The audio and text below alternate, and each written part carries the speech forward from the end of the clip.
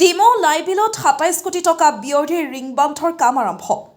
ডিমৌ লাইবিলৰ উন্নয়নৰ দিশে এক গুৰুত্বপূৰ্ণ পদক্ষেপ গ্ৰহণ কৰা হৈছে। ২৭ কোটি টকা ব্যয়েৰে নিৰ্মাণ হ'বলগীয়া ৰিং বান্ধৰ কাম আছে শুভাৰম্ভ কৰা হয়। ডিমৌ বিধায়ক সুশান্ত বৰগোহাঁই বুঢ়ীদিহিং নদীৰ পাৰত উপস্থিত থাকি এই প্ৰকল্পৰ আনুষ্ঠানিক শুভাৰম্ভ কৰে।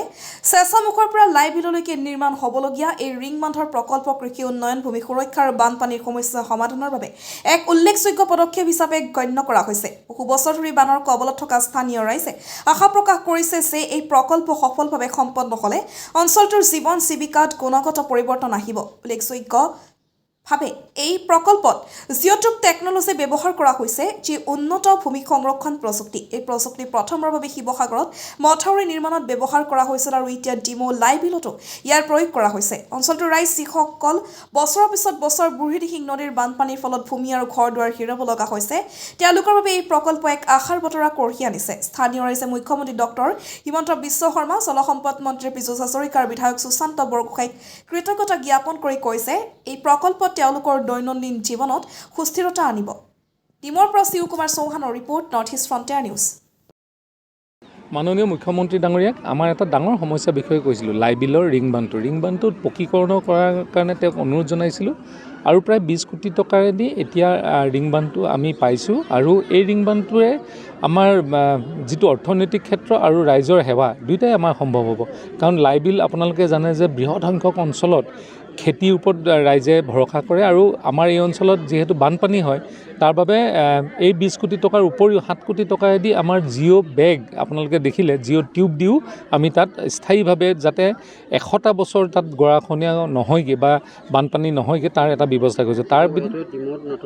এইটো নতুন পদ্ধতি, গোটেই অসমৰ ভিতৰতে প্ৰায় নতুন পদ্ধতি মাজুলী ফালে হৈছে, কিন্তু এই শিৱসাগৰ জিলাত এইটো নতুন পদ্ধতি।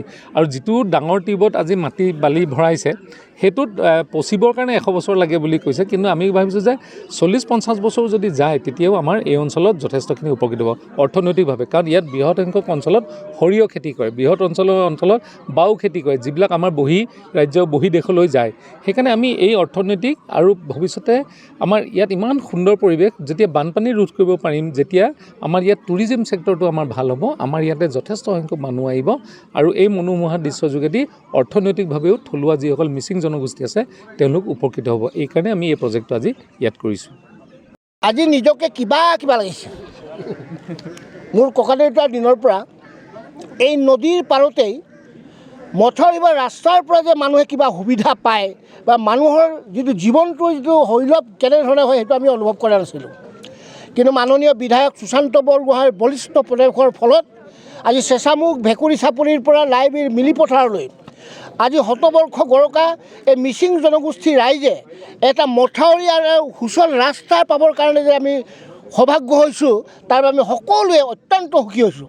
আৰু তেখেতৰ ভৱিষ্যত জীৱন আৰু অধিক উজ্জ্বল হওক তাৰ কামনা কৰিছোঁ আৰু আশা ৰাখিছোঁ এই ক্ষেত্ৰত আমি যেনেধৰণে স্থানীয় ব্যক্তি হিচাপে সহযোগ কৰিব লাগে, সকলো প্ৰকাৰে ডিপাৰ্টমেণ্টৰ লগত সহযোগ কৰিম। ক'ৰবাত যিকোনো সম্পৰ্কত দায়িত্ব অৰ্পণ কৰিলে আমি ডিপাৰ্টমেণ্টৰ লগত সহযোগ কৰি, ঠিকাদাৰৰ লগত সহযোগ কৰি কামখিনি যিমান সুচল বা সুন্দৰভাৱে ৰূপায়ণ কৰিব লাগে তাত আমি সহযোগ কৰিম বুলি ৰাইজত আজি উপস্থিত কথা দিছোঁ।